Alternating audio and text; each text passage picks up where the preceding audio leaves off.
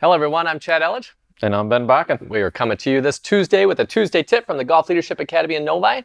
This week, what we'd like to do is help you get a game plan, help you get organized for how you can put a routine or process together when you're out playing.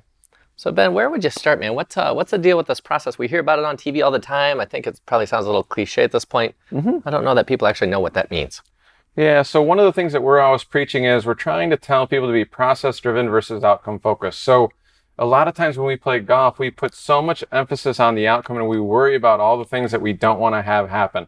That would be an example of somebody that's outcome-focused, but we're very process-driven at the Golf Leadership Academy.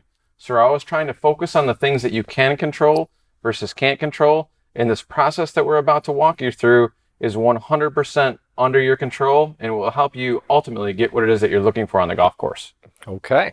So we'd have to put it into a context, a scheme, yes? Yes. Okay, so at the GLA, we could be the Golf Leadership Academy, but what we've done here is we've come up with a 3-point plan here as to what you have to do. So the first thing you have to do is you have to get a game plan. You have to be clear on what you're going to do.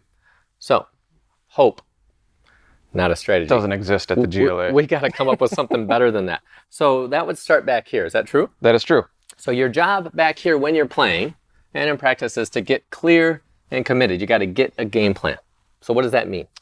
So here's what it means to me. So when I'm standing behind the ball, I need to get clear on what I'm trying to do with the golf ball. And then I need to get clear on what I'm going to commit to that's under my control throughout the swing. So an example of what this would look like is I have my 7-iron in my hand. It's my first swing of the day, so I know I'm not quite as loose. I'm going to hit this thing 165 with a slight cut. It's going to land towards the front part of the green.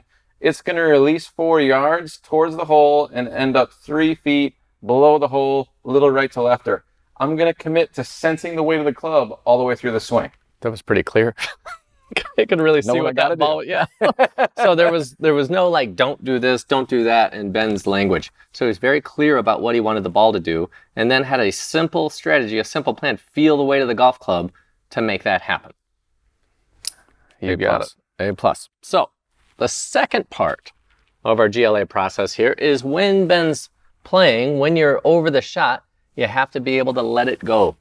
You have to be able to let it go. So tell us what let it go means to you.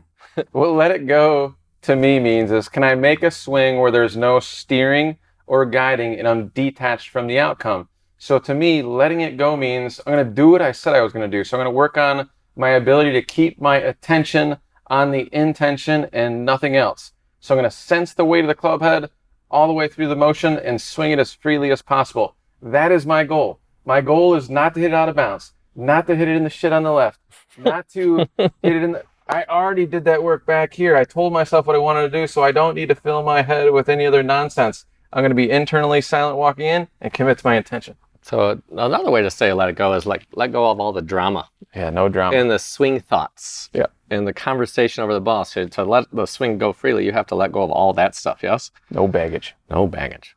Okay, so first thing, you're going to get clear and committed. Second thing, when you're over the ball, you got to be able to let it go. And then the A part, the after action, is accountability. So what's this accountability all about? So I have to hold myself accountable after the ball is gone. And what we mean by that is basing my success on how well I kept my attention on the intention. That be me sensing the weight of the golf club all the way through the motion. So I'm not basing success based on something I can't control, that being the outcome. My goal is to sense the weight of the golf club all the way through the motion and let it go. And then on the back end, grading that. Yes. Not the ball. All the other things. Not the ball. Okay, so process-driven means you're only grading, paying attention to things that are under your control. You got it. Okay, so do you want to demonstrate this one? Let's do this. You got a game plan. You're clear and committed. Yep. You're going to let it go, and on the back end, you're going to give us a number. Cool? You got it. All right.